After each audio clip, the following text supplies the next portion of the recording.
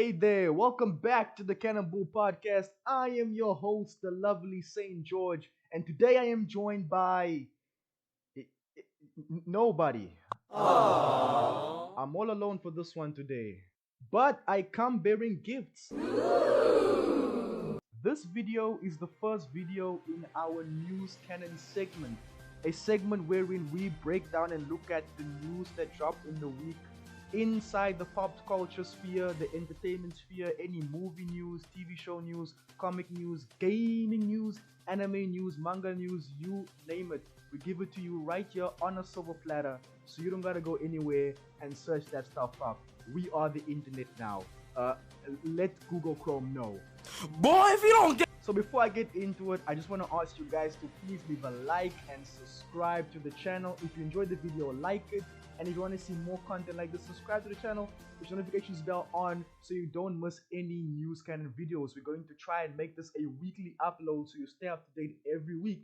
And if this is not your cup of tea, browse the channel. We have so much other type of content for you. And if you find something you like, again, like, subscribe, bells on, so you don't miss that type of content. Comment down below your thoughts on everything we talk about. It's our podcast. It's your podcast. At our number one spot, we're going to get into the world of Marvel. And we're going to talk about some Daredevil Born Again news. Now, for those of you who don't know, Daredevil is back in the MCU after his first appearance in Spider-Man No Way Home. And he's going to get a TV show on Disney Plus called Daredevil Born Again. It's going to be like a soft type of reboot. It won't be a continuation, but also won't be a full reboot. It's very ambiguous, right? It started filming in late February or early March in New York City. There's been countless set photos, countless set videos. It's super fun to see them back.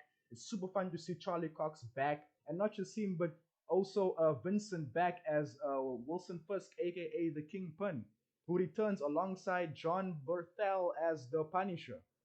I might have butchered his name there. Bruh. Moving on. There's going to be 18 episodes. Rumors say it's going to be split into 2 seasons, 9 episodes each, and there'll be various different arcs that the episodes will be split into, and all these arcs will have like a certain villain as the center. These villains might be Bullseye, Muse from one of the runs that Charles Soule wrote for Daredevil, which I'm reading right now, and it's actually pretty good. And Ten Fingers from the same run by Charles also, which I'm again reading right now. The Punisher is also said to be one of those villains. Now, plot details and leaks say that Kingpin will be running for mayor of Hell's Kitchen, mayor of New York actually, which is something he does in the Charles Soule's run, which I'm reading right now. And in this book, in this comic book, he actually like begins to like outlaw vigilantes, and this affects the Punisher, Daredevil, and Spider-Man, and a bunch of other people like Iron Fist and Luke Cage, and yeah, like I think this is something they're going to adapt into the show. But let me know what you guys think down below. Are you excited for more Daredevil? You're gonna get 18 episodes. Do you want them to release it all at once? As one season being 18 episodes, or do you want to see them rather split into 2 seasons of 9 episodes each? Also, check out the Charles Soule run on Daredevil. I'm reading it right now. It's pretty good. And you guys can get a sort of like a feel or sense of what this Daredevil show might be like in terms of tone and in terms of like just what the world might look like. At our number 2 spot, we're going to be talking about the Marvels trailer, which dropped on Tuesday, and I watched it when I was at work. I was really just waiting for that to drop so I could check it out and break it down and just talk about with you guys. So the trailer looks like a lot of fun. Kamala Khan being in the film seems like she'll bring a cool comedic energy to it. The whole thing of them switching places seems fun. Carol's character, hopefully, I hope they improve her character. And if they do so, I hope the fans or her stans don't act like that's been how she's been forever, because they like doing that, pretending like, oh, it's been that way when it's not really been that way. Bruh. And of course, if all else fails, we can trust on Monica Rambeau carrying this movie on her entire nice-looking ass. Like, is there even any doubt? Right? So yeah, that's my thoughts. I don't have much to say on it. Overall, it does look fun. Hopefully, it's not the only aspect of the film that's fun, like the switcheroo type stuff and Kamala Khan being funny and stuff. Because if that's the case, then there'll be no plot, and that means this movie is going to be another forgettable entry in the MCU, and that means Phase 5 will continue being a flop. But hey, Guardians 3 is gonna make sure we get there, right? I'm biased. I like Guardians, so whether it flops or it does good, either way, I'm going to enjoy it. Yeah. But yeah, Kamala Khan or the actor Iman Vellani seems like she's bringing lots of energy to the film. Tayona Paris' Monica Rambeau was loved by the fans in WandaVision. People want to see more of her. Hopefully, Brie Larson is not just present as Carol Danvers, because that's going to hit her like much harder, because like everyone is just stoning her at the moment. And if this performance doesn't do something, man, like yeah, yeah. On to the number three spot. We have Marvel Studios currently filming a Disney Plus TV series based on Simon Williams, aka Wonder Man.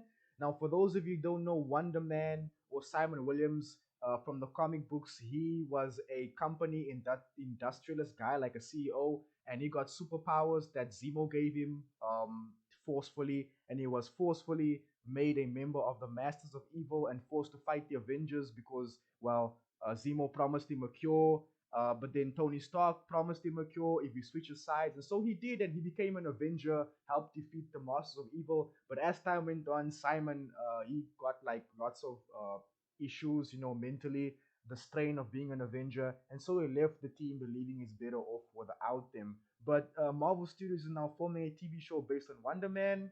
We have Yaha Abdul Mateen II playing Simon Williams, aka Wonder Man. Ben Kingsley will be returning as Trevor Slattery from Iron Man 3 and Shang-Chi, The Legend of the Ten Rings. Demetrius Groose, or Gross, sorry if I'm butchering his name. He will be playing Eric Williams, aka Grim Reaper, who is the older brother and recurring antagonist to, Simon Williams, aka Wonder Man, right? So according to like everything that we know, this series is going to be about basically how Hollywood works in the MCU. Simon Williams is going to be an actor, a struggling actor trying to make it in Hollywood. I think at the same time he's going to have his powers, or is first gonna get his powers. I'm not very sure, but it's going to basically explore Hollywood and the acting scene. But if superheroes existed, I think that's why they're filming in Los Angeles, to get that Hollywood feel. And yeah, Daniel Diston Cretton, who's the director of Shang-Chi and the director of Avengers, the Kang Dynasty, is going to be producing the show, and is the creator of the show. He'll direct, while a guy called Andrew Guest, a writer called Andrew Guest, will be writing the entire show as the head writer. So yeah, what do you guys think about Wonder Man? Did you guys ask for this? Who? Are you excited? No, God! Or is it just one of those projects again that like Marvel is doing it and nobody asked for it, but like they're giving it to us? Like, what do you guys think? Comment down below. On to some more Marvel news. At our number four spot, we're gonna talk about the Thunderbolts, the upcoming anti-hero film in the MCU coming out next year in June. For those of you who don't know, the Thunderbolts is a team of reformed supervillains. Like, it's supervillains, but they do like heroic stuff as a way to like atone for their crimes. But in the MCU, it's going to be like the CIA takes these villains from throughout the MCU and make them go on missions for them, for the government. On the team, we have Yelena Belova for Black Widow, Alexei, Red Guardian from Black Widow. We have Bucky, we have John Walker, Let's we have go. Ghost, and we have Taskmaster from Black Widow. So the writer of this film was Eric Pearson, who wrote Black Widow. And he was taken off from the project, and his screenplay is being rewritten by the writer of Beef, whose name is Lee Sang-jin. They did this because his script was apparently only focusing on the characters from the Black Widow movie, and it just left the other characters like John Walker, who I'm coming for because I just like John Walker, leaving them to the side, not giving them any character work or development, which is very like, if you think about it, that would be really whack, because Stephen Ewan has been cast in this movie and is very rumored to be playing the Sentry. So if you have the Sentry in this film and you like putting him to the side because you want to focus on like Black Widow Jr. and Red Guardian and not Taskmaster, come on, man. So yeah, the script's being written by Lee Sang-jin. People are excited because they said Beef was actually a pretty good movie. I think it's a movie. Is it a TV show? I haven't seen it yet. Also from the film or TV show Beef is the production designer Grace Ewan and editor Harry Ewan, who will be joining the project. On top of that, we have the cinematographer Steve Yedlin, who worked with Rian Johnson on movies like Glass Onion, Knives Out, and Star Wars The Last Jedi. He'll be joining the project as cinematographer. Filming begins this June, the June of this year, 2023. And yeah, what do you guys think? Comment down below. Do you think them changing the writers going to make this movie good? Do you think it doesn't matter? Is it dead on arrival? Whatever your thoughts are, comment down below, because Marvel has been on this trend of changing writers lately. They did the same thing with the Fantastic Four movie. They hired the guy that wrote Avatar: The Way of Water. He's now doing Fantastic Four. His portfolio has lots of experience in writing sci-fi movies, which you kind of can be like, this might work. But if you ask me, I'm cautiously optimistic. But again, comment down below what you guys think. Now jumping into the world of DC, The Penguin, the TV show, which is a spin-off of the Batman universe, has released a first look, like a production first look, with different type of videos of how they're filming and just a few scenes of the movie footage that has been mastered already, right? It was released as the recording of this video today on the 12th of April. Warner Bros is doing like some sort of investors call where they changing HBO Max to just Max. Like it's not gonna be called HBO Max anymore. It's just Max. Um, and yeah, they showed some footage of the Penguin. I was actually waiting for that exactly to complete this video. And my thoughts on the trailer. I'm excited to get back into the world of the Batman. I loved the 2022 movie. I think it was the best superhero film of 2022. The boys back and Cannonbull can, interrogate me for that and ask me about that, but I genuinely think so. And you see it's very grounded, very street level. They were right when they said that they were not lying when they said they were gonna keep this very street level. You see Penguin, really rising like through the criminal underworld, having meetings with various people like Sophia Falcone, the daughter of Carmine Falcone, is going to be in the show. And there's like this shot of him shooting someone in the stomach and he starts laughing, and it just looks like it's like you can see him changing into the villain or the crime lord he's supposed to be, the kingpin he's supposed to be in the comic books. But yeah, I can't comment too much. Not much was shown. But hey, man, because of how I love the Batman, I'm excited. It comes out in 2024 and is currently filming as well in New York City, just like Daredevil Born Again. But comment down below, guys. What do you think? Were you waiting for the Penguin? Do you know about the Penguin? Is this news to you? This is the news canon segment after all. Any thoughts you have, anything you want to say, put down below. Now onto the world of gaming, guys. For those of you who don't know, and for those of you who do know and were waiting for it, E3 2023 is cancelled.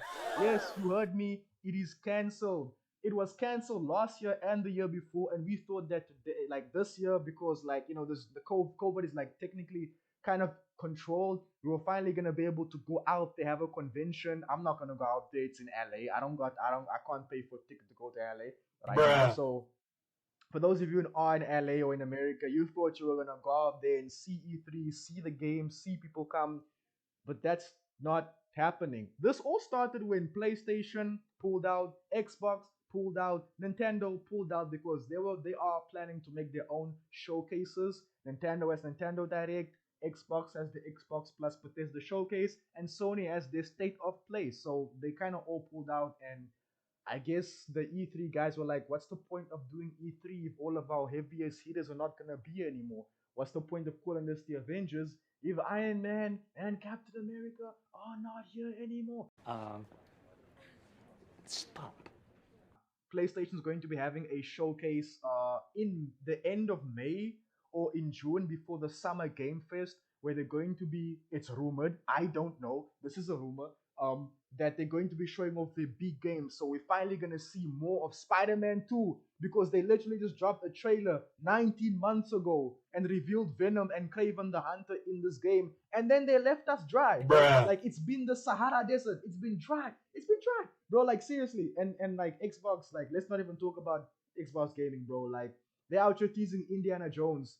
Like, y'all excited for Indiana Jones? And with Nintendo, they showed Hollow Knight Silk Song like a year or two ago, and there's been nothing ever since. I don't even know if Hollow Knight Silk Song even exists, and I'm really waiting for that game because Hollow Knight 1 was really cool. But yeah, E3 is cancelled. The big two are having their own showcase as well as Nintendo. What do you guys think about that? What are your thoughts? Are you excited for this summer reveals of games? If they do reveal, the reason why I doubt they're going to like reveal Spider-Man news, and a part of me also believes it. The doubting part doubts it because you see, there's this discourse going around between Xbox and PlayStation. You see, the thing is, Xbox wants to buy Activision, right? And they want to buy Call of Duty. But PlayStation is making a case in Europe. They don't want Xbox to buy Call of Duty because they think it's going to hurt them as a company.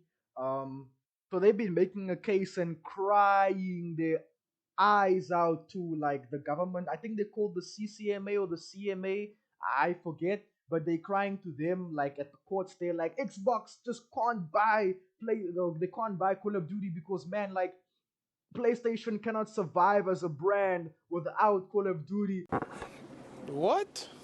You take away Call of Duty, our company, think about the children. And then, like, people have been going gang in the streets, like just leaking all like the files, not literally, no, but like just basically like making a case to why PlayStation will be completely fine without Call of Duty, which I agree. Like, dude, they literally sell $70 games. God of War, Last of Us, Spider-Man, um, Spider-Man Morales, Uncharted, Gran Turismo, Wolverine, bro. Like they revealed Wolverine a few years ago. Like, man, PlayStation will be fine without like Call of Duty, but they just don't want to let it go. And it's funny and it's hypocritical because PlayStation is the same company that will make timed exclusives, exclusive this, exclusive that, only on PlayStation. But the second Xbox wants to make or be an actual competition, PlayStation wants to cry their eyes out about it. And this has caused them to delay several state of plays that will reveal their actual big games. Like, we were supposed to get Spider-Man and Wolverine gameplay last year in September, but this state of play got delayed because they didn't want to give Xbox ammo to support the case of them being fine without Call of Duty. So the case is still not done. PlayStation is still fighting about it. They're still crying about it, because they scared that Xbox after 10 years will make Call of Duty exclusive. They're still crying about it. So it's like, I have a doubt that they're going to show us any big games because that will give Xbox ammo. I don't know. This game releases fall of this year, guys. American fall. So September. This game comes out in September, man. We gotta see something. We gotta see something. Otherwise, yeah. But my rant on Spider-Man 2, PS4, PS5 aside, what do you guys think about all that gaming news? Comment down below what you think. Now at our number 6 spot, back to some DC news, guys. Now remember in our video where we talked about James Gunn's slate, we talked about an animated TV show set in the new DCU James Gunn is cooking up called The Creature Commandos. Now you know that Mono is a gigantic fan of The Creature Commandos, right? We have so much more information thanks to the whole investors call I mentioned. They gave some more info on the animated series, so I'm gonna read out to you guys what it says from what I got.